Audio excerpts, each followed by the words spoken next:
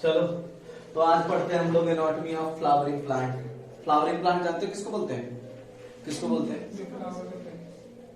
Angiosperm को। Angiosperm को बोलते हैं ना, बोल सकते हो तुम लोग एंजियोस्पर्म को ना। ठीक है। और किसी में फ्लावर होता है? चलो ठीक है, तो चलो, तो इसको बोलते हैं कि study of internal structure of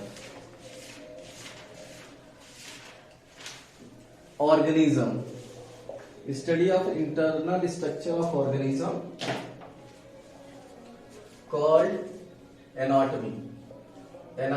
तो ठीक है, तो इसका कहने का मतलब ये है कि अगर किसी ऑर्गेनिज्म के अंदर की चीजों को ना सिंपली कहा जाए कि अंदर की चीजों को अगर देख रहे हो ना, तो उसी को हम लोग एनाटॉमी बोलते हैं। ठीक है, चलो, एनाटॉमी में क्या देखा जाता है? तो in anatomy organization of tissue and organs studied।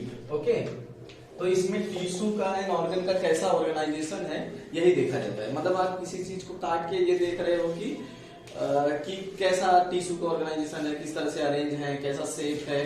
ठीक है, तो we study shape, type and function of tissues, और किस तरह का फंक्शन वो परफॉर्म करते हैं वो भी हम एनाटॉमी में देखेंगे। ठीक, तो if cut occur in any system, अगर किसी भी सिस्टम में कोई कट लगाते हैं ना, कॉल्ड एनाटॉमी। देखो, अगर किसी भी सिस्टम में जो बिना कट किए आप नहीं देख सकते। जैसे आप पेट फाड़ के लीवर देख रहे हो, तो वो लीवर की मॉर्फोलॉजी होगी जबकि पेट की एनाटॉमी होगी। इसका मतलब आपको कट लगाना ही पड़ेगा। अब देखो, कट कैसे लगा सकते हो? टीएस होता है, एलएस होता है। ठीक है, अगर किसी चीज को ऐसे कट करोगे तो ये टीएस होगा। अगर ऐसे लंबाई में कट करोगे तो इसको क्या बोलते हैं? एलएस। एलएस मतलब होता है लॉन्गिट्यूडिनल सेक्शन, और टीएस का मतलब क्या होता है? Transverse section. बात आ गई समझ में? तो एनाटॉमी का बेसिकली मतलब होता है कि किसी ऑर्गेनिज्म के अंदर किस तरह से टिश्यू या ऑर्गन या कैसा उनका ऑर्गेनाइजेशन है, शेप कैसा है, साइज कैसी उनकी, किस तरह के स्पेशल फंक्शन को परफॉर्म करते हैं, उसी को हम लोग एनाटॉमी बोलते हैं। और हम कट टीएस भी कर सकते हैं, एलएस भी करते हैं, आरएलएस भी करते हैं, वीएलएस भी करते हैं। जैसे वीएस कट करते हैं, जानते हो किसमें? वीएस कट करते हैं हम लोग लीफ में। लीव्स में हमेशा वीएस कट किया जाता है, वर्टिकल सेक्शन से जैसे कट किया जाता है। तो लीफ में वीएस होता है, जबकि आप टीएस, एलएस, स्टेम, लीफ और उसमें स्टेम और रूट वगैरह में कट कर सकते हो। और जब आप किसी चीज को कट करोगे तो आपको एक स्पेशल ऑर्गेनाइजेशन मिलेगा, और उस तरह के ऑर्गेनाइजेशन को आप देखो कि किस तरह का ऑर्गेनाइजेशन है, वही एनाटॉमी है। ठीक है, चलो आगे चलते हैं।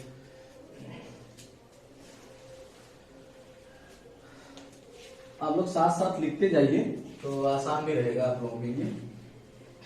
तो बेसिकली जो यहाँ बात की जा रही है ना, वो टिश्यू की बात की जा रही है। टिश्यू की बात की जा रही है। ठीक है, टिश्यू क्या होते हैं? अब ये बहुत इंपॉर्टेंट है। क्या होते हैं टिश्यू? Group of cell. हाँ, कि group of cells similar in किसमें सिमिलर हो? ओरिजिन में, स्ट्रक्चर में, और किसमें? फंक्शन में। साइज नहीं होता, फंक्शन में। अगर वो सिमिलर है तो उसी को हम लोग टिश्यू बोलते हैं। हमें बेसिकली हम प्लांट टिश्यू की बात करेंगे, प्लांट टिश्यू। ठीक, तो प्लांट में टिश्यू कितने तरह के होते हैं? मतलब आप टिश्यू उनको बोलोगे कि group of cells similar in origin similar हो, स्ट्रक्चर सिमिलर हो और फंक्शन सिमिलर हो। ये तीनों बातें अगर सिमिलर होगी तो वो टिश्यू कहलाएगा, अदरवाइज नहीं। देखो, अगर ओरिजिन सेम है तो स्ट्रक्चर अपने आप सेम होगा और फंक्शन अपने आप ही करेगा। समझ गए कि नहीं? अगर कोई वकील पैदा करेगा तभी तो वकील बनेगा। तो प्लांट टिश्यू हम बात करेंगे तो प्लांट टिश्यू दो तरह के होते हैं, meristematic tissue and permanent tissue. याद रखना, meristematic tissue and permanent tissue होते हैं। तो यहाँ पे बेसिकली हमें प्लांट टिश्यू की बात करनी है। तो प्लांट टिश्यू दो तरह के होते हैं, एक होते हैं मेरिस्टेमेटिक टिश्यू और दूसरा क्या होता है, परमानेंट टिश्यू होता है। तो टिश्यू वो है जो group of cell similar in origin, function and structure. अगर प्लांट टिश्यू की बात किया जाए तो दो तरह के होंगे, meristematic tissue and permanent tissue. तो अब हम लोग पढ़ते हैं कौन, मेरिस्टेमेटिक टिश्यू। ठीक है, वो बहुत इंपॉर्टेंट है मेरिस्टेमेटिक टिश्यू के बारे में। तो अगर मेरिस्टेमेटिक टिश्यू देखें हम लोग, मेरिस्टेमेटिक टिश्यू तो सबसे पहले इन शॉर्ट इसको क्या बोलते हैं, इन शॉर्ट में क्या बोलते हैं, मेरिस्टेम। इन शॉर्ट, अगर शॉर्ट में देखा जाए कॉल्ड मेरिस्टेम, इन्हीं को ही मेरिस्टेम बोलते हैं। ठीक, टिश्यू ऐसे या cells which are continuously divide, ऐसी सेल जो कॉन्टिन्यूअसली डिवाइड होंगी और क्या होगा, नॉट परमानेंट इन फंक्शन। इसका मतलब क्या होगा, वो परमानेंट फंक्शन नहीं होगा। ऑब्वियस सी बात है, जिनका परमानेंट फंक्शन नहीं होता वो डिवाइड करते रहते हैं। आई बात समझ में नहीं, जैसे मान लो कुंवारे आदमी होते हैं, इधर उधर घूमते रहते हैं, लेकिन अगर शादी कर दिया जाए तो परमानेंट फंक्शन हो जाएगा, फिर इतना नहीं घूमते हैं, शांत हो जाते हैं ना। तो माँ बाप यही हथियार यूज करते हैं। तो नॉट परमानेंट इन फंक्शन। और बताओ सेल वॉल क्या होगी, थिन होनी चाहिए ना। अगर डिवाइड है, सेल वॉल थिन होती है, अगर थिक होगी तो कैसे डिवाइड करेगा वो। साइटोप्लाज्म कैसा होना चाहिए, साइटोप्लाज्म क्या होना चाहिए, साइटोप्लाज्म एक दिन बताया था, बताओ तुमको। ऐसी सेल्स जो डिवाइड करती है, क्या लेस होना चाहिए, डेंस होना चाहिए। लेस कैसे होगा, डेंस। वैक्यूल का साइज क्या हो जाना चाहिए, वैक्यूल रिड्यूस इन साइज का बताया था उस दिन तुम लोगों को, लेकिन सुधरोगे नहीं तुम लोग। मैंने कहा था, अरे भैया जब उसको डिवाइड करती है तो खूब सारा न्यूट्रिएंट मटेरियल को स्टोर करेगी ना, तो डेंस साइटोप्लाज्म नहीं होगा, कहां से न्यूट्रिशन लाएगी वो, समझ गए कि नहीं। अब और चीजों के लिए अगर जगह स्टोर करने के लिए चाहिए तो वो क्या करेगी, वैक्यूल के साइज को रिड्यूस कर देगी, समझ गए कि नहीं। तो ये बात याद रखिए मेरिस्टेमेटिक टिश्यू के बारे में। वो सेल्स जो कॉन्टिन्यूअसली डिवाइड करती हैं वो मेरिस्टेमेटिक टिश्यू कहलाती हैं। अब देखो एक और बहुत इंपॉर्टेंट पॉइंट है कि meristematic tissue found at specific place in plants. तो ये जो मेरिस्टेमेटिक टिश्यू होती है एक स्पेसिफिक जगह पे पाई जाएगी, हर जगह नहीं होंगी, एक स्पेसिफिक जगह पे ही ये मेरिस्टेमेटिक टिश्यू होंगे, हर जगह नहीं होंगे। ये बात याद रखना कि मेरिस्टेमेटिक टिश्यू वो है जिसके अंदर डिवाइडिंग प्रॉपर्टी है, समझ गए ना, जो हमेशा डिवाइड करती रहे। अगर कोई चीज डिवाइड कर रही है इसका मतलब वो फंक्शन, उसका फंक्शन फिक्स नहीं होगा। तो क्या हुआ कि ये सेल विच कंटिन्यूअसली डिवाइड हो गया, not permanent in function. Cell wall बहुत थिक होगा, कैसे डिवाइड करेगा।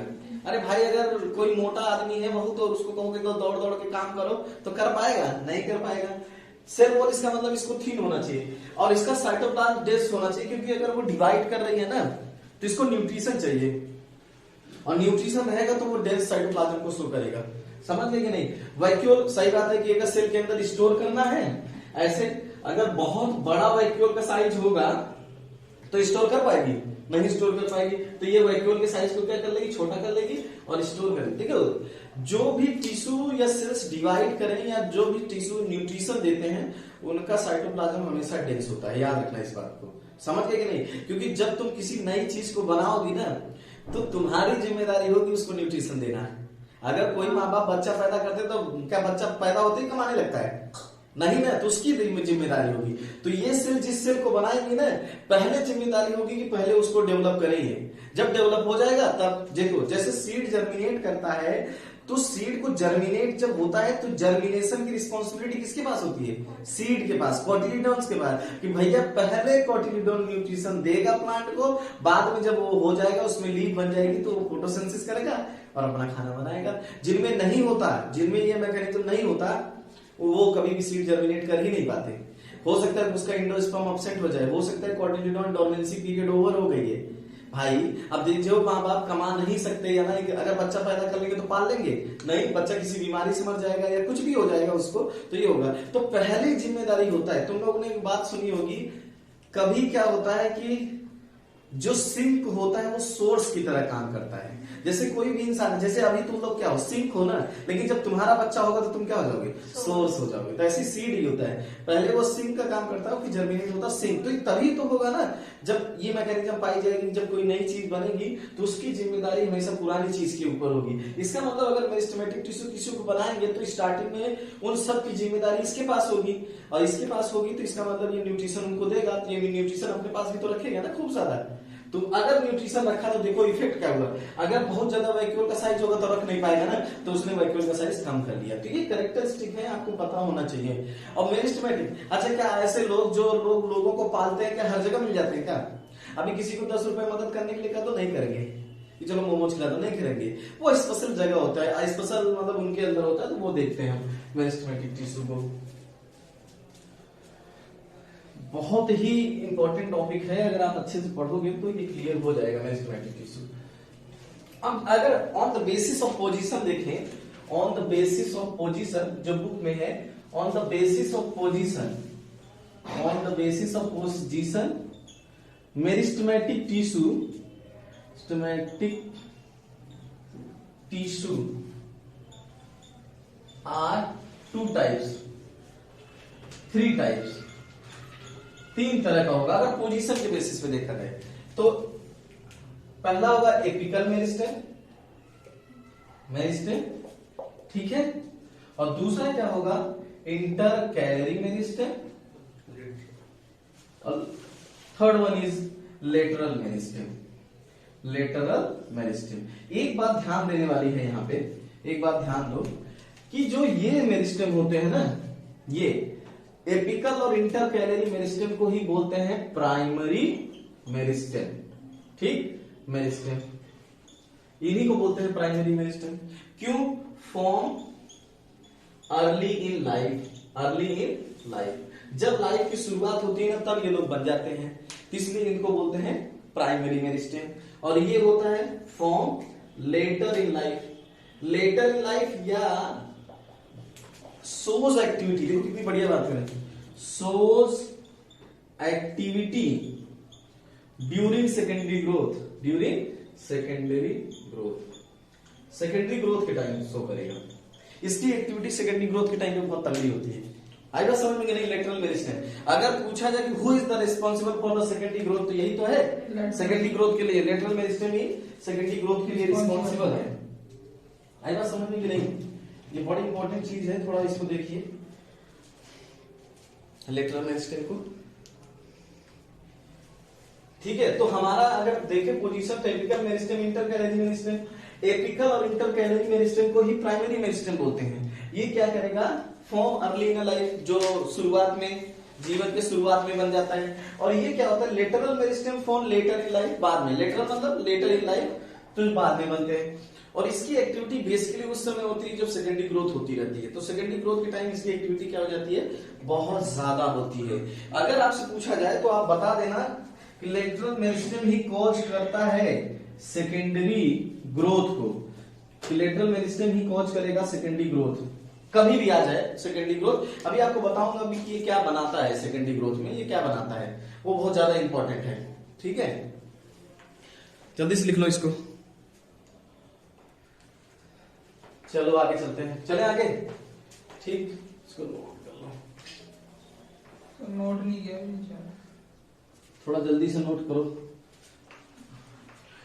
चलो अब हम लोग बोलते हैं एपिकल मेरिस्टेम, देखते हैं ना, एपिकल मेरिस्टेम, एपिकल मेरिस्टेम, ठीक, तो नाम से ही क्लियर है ना, एपिकल इन पोजीशन, एपिकल इन पोजीशन, या इसी को बोल सकते हो फाउंड एट एपेक्स, एपेक्स पे पाया जाता है, जो एपेक्स पे पाया जाए उसी को बोलते हैं एपिकल मेरिस्टेम। समझ गए कि नहीं? ये बहुत इंपॉर्टेंट चीज है, एपेक्स पे जो होता है उसको बोलते हैं एपिकल मेरिस्टेम।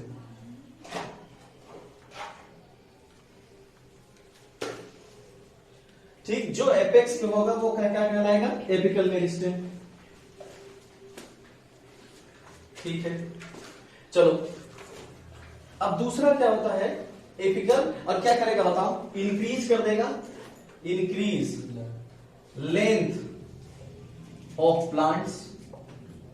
अच्छा, ये लेंथ ऑफ द प्लांट्स, तो ये जानते हो फाउंड एट, देखो दोनों shoot tip and root tip. ऐसा नहीं है कि ये रूट टिप पे नहीं होगा, दोनों जगह होगा, शूट टिप पे भी होगा और रूट टिप पे भी होगा। तो ये बहुत ज्यादा इंपॉर्टेंट है, यहाँ याद रखना। अगर आप इसी एपिकल मेरिस्टेम को, अगर मैं आपको स्टार बना के बता दूंगा, if we remove apical meristem, apical meristem, अगर हम एपिकल मेरिस्टेम को रिमूव कर दें तो क्या होगा, इंक्रीज इन लेंथ या length of the plant, increase length of the plant stop हो जाएगी, increase length of plant stop हो जाएगी। समझ गए कि नहीं, प्लांट में फिर ग्रोथ नहीं होगी। समझ गए कि नहीं, जैसे आप देखो, मैं फॉर एग्जांपल तुम्हें बता दूं, जैसे ये प्लांट है, अगर इसका यहां पे एपिकल मेरिस्टेम है, एपिकल मेरिस्टेम, अगर मैं इसको रिमूव कर दूं, मैं इसको रिमूव कर दूं तो प्लांट की जो लेंथ बढ़ रही है वो नहीं होगी। अभी मैं डायग्राम बना के बताऊंगा अभी तुमको कि कौन कहां पे काम करेगा। तो ये एपिकल है, तो ये रूट और शूट दोनों पे होगा। रूट की भी ग्रोथ इसलिए होती है क्योंकि ये होता है। अभी मैं बताऊंगा कि कौन कवर करेगा। मेरिस्टेम को बचाना भी बहुत ज्यादा जरूरी है, मेरिस्टेम को बचाना भी ज्यादा जरूरी है। तो ये मैंने लिखा है कि if we remove the apical meristem, increase length of the plant stop, plant की ग्रोथ स्टार्ट। अगर आपको कभी ये बोनसाई प्लांट या टी प्लांटेशन होता है ना कि प्लांट को छोटा रखना है, तो इसी को तो रिमूव करते हो। अगर तुम इसको रिमूव कर दोगे तो बताओ किसकी एक्टिविटी खत्म हो जाएगी।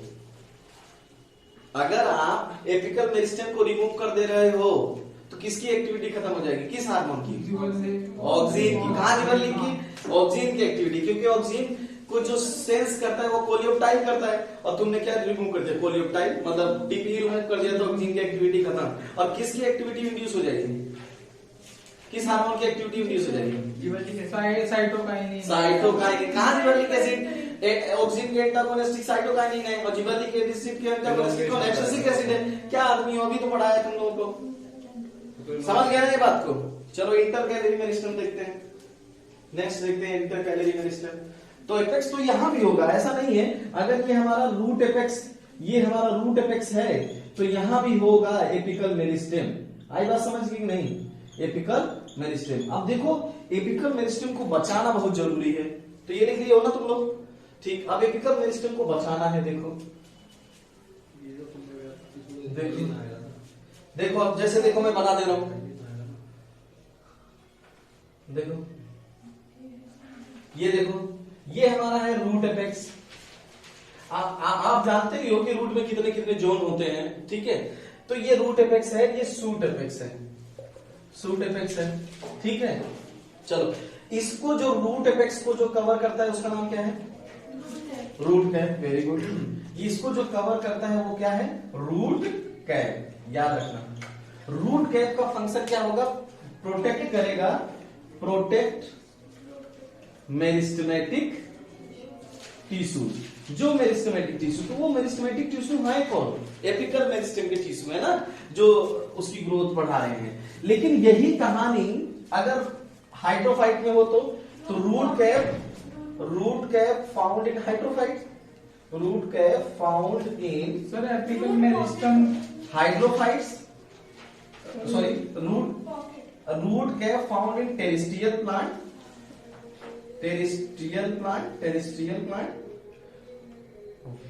वाइल रूट पॉकेट किसमें होगा, root pocket found in hydrophytes. तो याद रखना इस बात को, ठीक है, हाइड्रोफाइट्स, इस बात को याद रखना। रूट पॉकेट टेरेस्ट्रियल प्लांट में होगा, सॉरी हाइड्रोफाइट्स में होगा, जबकि रूट कैप किस में होगा, रूट कैप होता है टेरेस्ट्रियल प्लांट में। और इन दोनों का ही एम ये है कि जो रूट का एपेक्स है उसको बचाना, क्योंकि एक बार अगर मेरिस्टेमेटिक टिश्यू खत्म हो गए तो उनकी ग्रोथ क्या हो जाएगी, स्टॉप हो जाएगी। इसलिए इनको बचाना है। आई बात समझ की नहीं। अब हाँ, इन दोनों में अंतर होता है सर, एपिकल मेरिस्टेम और रूट एपेक्स में। अबे रूट एपेक्स को ही एपिकल मेरिस्टेम बोलते हैं। अच्छा, अगर रूट एपेक्स में अगर पूछा जाए रूट एपेक्स में कौन से टिश्यू हैं एपिकल मेरिस्टेमेटिक टिश्यू है। अब अगर तुझे पूछा जाए तेरे सर में क्या है, तो कहेगा रूट हेड है, सर है, नहीं बोलेगा ना। अलग अलग तरह के टिश्यूज हैं, तो रूट एपेक्स एक नाम हो गया बड़ा। उसके अंदर किस तरह के टिश्यू है? Meristematic tissue. भाई रूट एपेक्स में मतलब मेरिस्टेमेटिक टिश्यू। कौन से मेरिस्टेम है? मेरिस्टेम है। कौन सा मेरिस्टेम है? एपिकल मेरिस्टेम है। इसका मतलब एपिकल मेरिस्टेम ही और भी टिश्यूज होंगे ना, एपिडर्मिस और ये सब मिलके वो क्या बनाते हैं? रूट एपेक्स बनाते हैं। समझ गए कि नहीं? तभी तो नीचे से ग्रोथ होगी। समझ। इसको कौन प्रोटेक्ट करेगा? इसको प्रोटेक्ट करेगा लीफ प्राइमोर्डियम। लीफ प्राइमोर्डियम याद रखना। समझ गए? जो शूट एपेक्स को प्रोटेक्ट करता है उसको बोलते हैं लीफ प्राइमोर्डियम, और कैप को ये प्रोटेक्ट करता है। तो जब प्लांट यंग स्टेज में होता है ना, तो ये देखो ऐसे लीफ लगी होती है, दैट इज कॉल्ड लीफ प्राइमोर्डियम। और जब मैच्योर हो जाएगा तो अपने आप ही हट जाएंगे। प्रोटेक्शन की जरूरत कब होती है? यंग स्टेज में। समझ गए? नहीं, प्रोटेक्शन हमेशा यंग स्टेज में चाहिए, ओल्ड स्टेज में कोई प्रोटेक्शन नहीं चाहिए। हंस रहा है मोहन स्टेज का।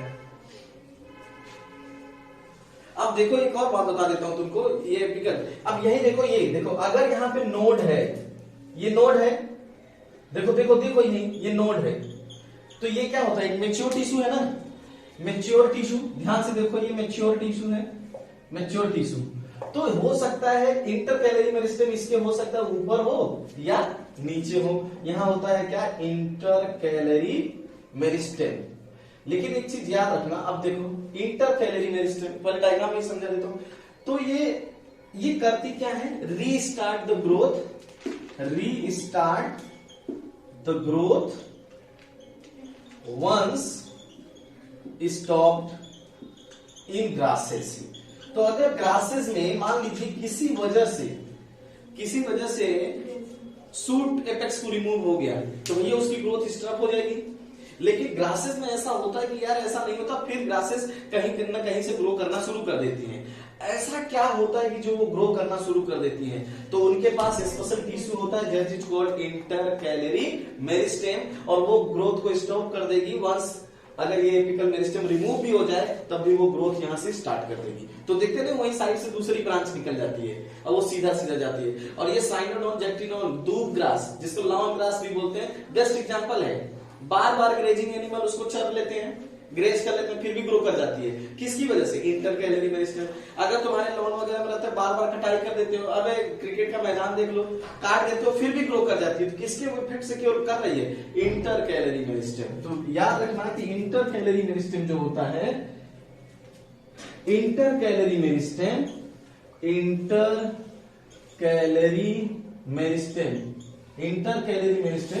याद रखना। Intercalary meristem found in grasses. Grasses का मतलब क्या होता है? मोनोकॉट। बहुत इंपॉर्टेंट है। डोमिनेंटली इस डाइकॉट में नहीं होता। जैसे बेस ऑफ लीफ होता है पाइनस में, पाइनस की बेस ऑफ लीफ का जो बेस होता है ना, बेस ऑफ पाइनस लीव्स, उसमें पाया जाता है। मिंट वगैरह में भी पाया जाता है। लेकिन मिंट एक डाइकॉट है, लेकिन सबसे ज्यादा जो डोमिनेंटली पाया जाता है वो क्या है? मोनोकॉट। मोनोकॉट को जरूर याद रखना। हो सकता है ये मैच्योर, तो ये इसका मतलब हुआ कि intercalary meristem found between mature tissue या found in mature tissues. Okay, mature tissues में पाए जाते हैं। और क्या कर देते हैं? Restart the growth once stop by anything. हो सकता है ग्रेजिंग एनिमल ने उसको चर लिया या टूट गया, कुछ भी हो गया ग्रासेस में, तो वो फिर से रीस्टार्ट कर देगी ग्रोथ को। हाँ सर, समझ गए कि नहीं? तो वहीं से वो ग्रोथ यहाँ से ऊपर से खाती है ना वो स्टेम, वो हाँ ऊपर से खाती है, तो इसका एपेक्स रिमूव हो जाएगा। लेकिन नोड के पास क्या होगा? इंटरकैलरी मेरिस्टेम नोड के पास होगा, फिर से वो ग्रोथ को स्टार्ट कर देगा, वहीं से ही हो जाएगी। हाँ, वहीं से ग्रोथ होना शुरू हो जाएगी।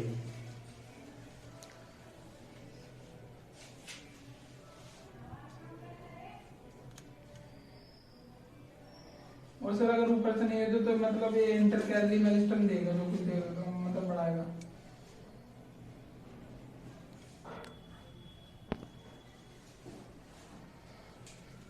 हाँ, अगर ये देखो जब ये इसकी एक्टिविटी तब बढ़ेगी ना जब ये एपिकल मेरिस्टेम को आप रिमूव कर दोगे।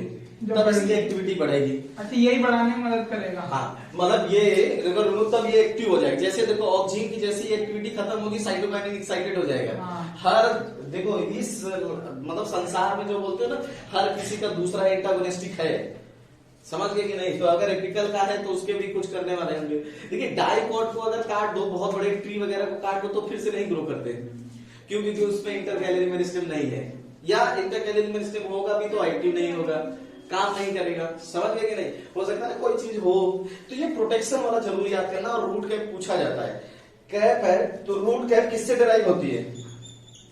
रूट कैप डिराइव फ्रॉम या फॉर्म, रूट कैप फॉर्म किससे होती है बताओ? रूट कैप किससे फॉर्म होगी? रूट कैप किससे बनेगी? हाँ, sir, root cap form by tissue. क्या नाम है टिश्यू का? कैप है ना, लॉजिक देखो, कैप, कैप मतलब कैलिप्ट्रोजेन, कैलिप्ट्रोजेन, तो जो बनाता है उसका नाम है क्या? कैलिप्ट्रोजेन। एक और मैं बात बताना चाह रहा हूं तुम लोगों को, पहले ये लिख लो तो फिर बताता हूं। हो गया ये? ठीक है, ये बहुत इंपॉर्टेंट चीज है, वो इंटरकैलरी मेरिस्टेम वाला। ये सूट प्राइमोडिया है ना, सूट प्राइमोडिया प्रोटेक्ट किसको करेगा? सूट मोडिया प्रोटेक्ट करेगा, प्रोटेक्ट सूट एपेक्स को, सूट एपेक्स को, सूट एपेक्स को प्रोटेक्ट करेगा, क्योंकि सूट एपेक्स में क्या पाया गया है?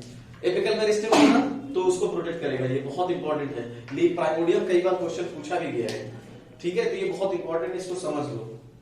तो हमारे दो चीजें क्लियर हो गई ना, apical meristem and intercalary meristem. समझ गए कि नहीं?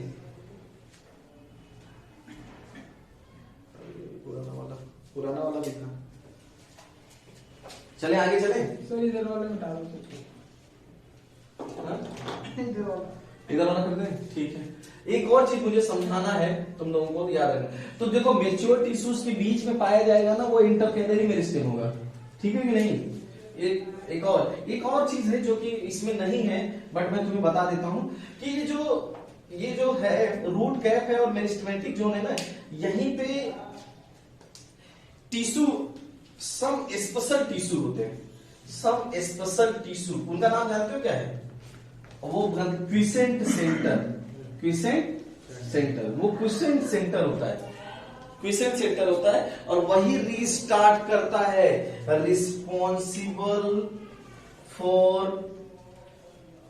Restart growth, restart growth. आप देखो इंटरकैलरी मेरिस्टेम कहां था? सूट के पास था, सूट में था ना इंटरकैलरी मेरिस्टेम। तो रूट में कौन स्टार्ट करता है? Quiescent centre. बहुत पूछा जाता है, क्लॉज ने इसको दिया था, क्लॉज साइंटिस्ट थे, उन्होंने इसको दिया था, क्लॉज ने दिया था।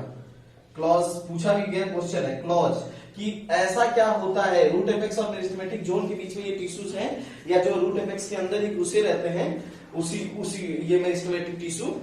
आएगा समझ में कि नहीं? तो इनके पास डिवाइडिंग प्रॉपर्टी होती है। तो अब देखो रूट की अगर ग्रोथ स्टॉप हो जाएगी तो बहुत प्रॉब्लम होगा, तो क्योंकि भाई रूट अगर एब्जॉर्ब नहीं करेगा, इसलिए इसमें कुछ स्पेशल टिश्यू है जिसका नाम है क्विसेंट सेंटर, वो टिश्यू बनाते हैं, और वो अगर एक बार रूट की ग्रोथ स्टॉप हो गई तो वो क्या कर देंगे? रीस्टार्ट कर देंगे वापस। बहुत इंपॉर्टेंट पॉइंट है, इसको मत भूलना। कौन सी वाला? क्विसेंट सेंटर कौन सा कर रहा है? क्विसेंट सेंटर बहुत इंपॉर्टेंट पॉइंट है, समझ गए क्या नहीं? जिसकी मतलब ग्रोथ रुक जाएगी उसे चालू कर देगा। हाँ, किसकी नहीं? रूट की ग्रोथ। हाँ। किसी की भी नहीं, तुम चालू करवा दोगे, रूट की ग्रोथ चालू करवा देगा, क्योंकि रूट के अंदर होगा ना ये। हाँ।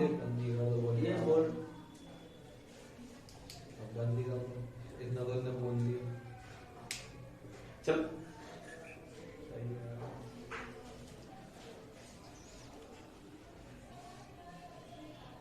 तो अब हमारे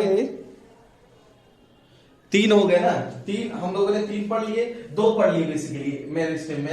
तो हमने क्या पढ़ा? हमने एपिकल पढ़ लिया, ठीक है, और कौन सा पढ़ लिया? Intercalary meristem. और भूलना मत कि इंटरकैलरी मेरिस्टेम जो प्रीडोमिनेंटली पाया जाता है वो मोनोकॉट्स में होता है, ग्रासेस में। ये क्वेश्चन करने में बहुत हेल्प करेगा तुम्हारी, समझ गए कि नहीं?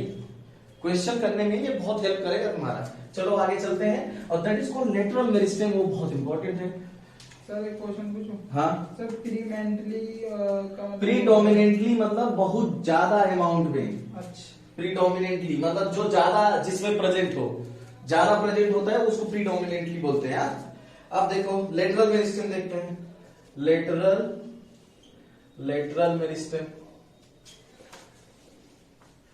मेरिस्टेम। अब ये secondary origin, secondary in origin, ये सेकेंडरी इन ओरिजिन होता है, ठीक। लेटरल मेरिस्टेम सेकेंडरी, प्राइमरी नहीं होता, सेकेंडरी इन ओरिजिन होता है। Show activity secondary. हाँ, it is responsible for secondary growth and increase, देखो बहुत इंपॉर्टेंट है, इंक्रीज थिकनेस या गिर्थ बोलते हैं, इसको गर्थ बोलते हैं, ऑफ प्लांट। आएगा समझ में? ये थिकनेस के लिए रिस्पॉन्सिबल है, आएगा समझ में कि नहीं? देखो एपिकल और इंटरकैलरी मेरिस्टेम लेंथ के लिए रिस्पॉन्सिबल थे, ठीक है। तो जैसे अगर बनाया जाए, तो अगर एक ऐसा तो बना दूं, तो जो ये दोनों मतलब एपिकल और इंटरकैलरी मेरिस्टेम, कैलरी ये जो दोनों मेरिस्टेम ये लेंथ के लिए हैं, जबकि ये किसके लिए है? थिकनेस के लिए, ठीक है, थिकनेस, लेटरल मेरिस्टेम थिकनेस। अब थिकनेस तब बढ़ेगी जब सेकेंडरी ग्रोथ होगा, समझ गए कि नहीं? काम की बात करो, सिर्फ काम की बात करो तो क्वेश्चन पूछना है, ठीक है। सेकेंडरी इन ओरिजिन, तो ये सेकेंडरी इन ओरिजिन होता, पहले वो लोग बनेंगे फिर ये बनेगा, और ये बनेगा तो फिर एक्टिव होगा, और ये क्या कॉज करेगा? सेकेंडरी ग्रोथ कॉज करेगा। ये बहुत इंपॉर्टेंट है, पूछा जाता है। और इसके दो है, ये इसका एग्जांपल अगर देखा जाए, कौन कौन से एग्जांपल है बताओ? हाँ, कोर कैम्बियम, और क्या होता है? वेस्कुलर कैम्बियम में बहुत इसका तो इंटरफेसिकुलर कैम्बियम इसको होता है, इंटरफेसिकुलर कैम्बियम। तो अगर आपसे पूछा जाए कोर कैम्बियम और इंटरफेसिकुलर कैम्बियम को कौन बनाता है, तो लेटरल मेरिस्टेम, याद रखना इस बात को, ठीक है। तो हम लोगों ने तीनों मेरिस्टेम पढ़ लिया, प्राइमरी में होगा, ये प्राइमरी है, सेकेंडरी मेरिस्टेम है ना बे? अबे भाई मेरिस्टेम दो तरह के होते हैं ना, आप इंटरकैलरी और एपिकल में बोल रहे थे, तो प्राइमरी लाइन में होता है ना। अच्छा, अबे यार मेरिस्टेम दो तरह के नहीं है, मेरिस्टेम एक होगा प्राइमरी, ठीक है। प्राइमरी में क्या आएगा? एपिकल और इंटरकैलरी, समझ गए कि नहीं? और दूसरा होगा सेकेंडरी, और सेकेंडरी में जो आता है उसका नाम क्या है? Lateral meristem. अब क्लियर है तुझे? तभी तो बोल रहा हूं कि सेकेंडरी इन ओरिजिन है। अबे आप घर रख के आता है क्या दिमाग? तो फिर अभी कितनी बार बोल रहा हूं, प्राइमरी मेरिस्टेम क्या होता है? एपिकल और इंटरकैलरी, और सेकेंडरी मेरिस्टेम लेटरल मेरिस्टेम होता है। अच्छा ये बता, तो तेरी जिंदगी में प्यार बाद में आता है पहले आता है? प्यार बाद में, मतलब बाद में आएगा कि पहले आ जाएगा प्यार? बाद में आएगा। हाँ तो ये होगा ना लेटरल मेरिस्टेम, तो ये बाद में आएगा। ये तो जानता हूँ, तो तुम तो सब जानते हो, तब भी तुम्हें नहीं पता चल रहा है। क्वेश्चन समझ में नहीं आया। क्वेश्चन मैंने समझाया नहीं तुम्हें। तो जो लेंथ इंक्रीज करेंगे वो एपिकल और इंटरकैलरी मेरिस्टेम है, और जो थिकनेस बढ़ाएंगे वो कौन होंगे? लेटरल मेरिस्टेम होगा। इनकी अलग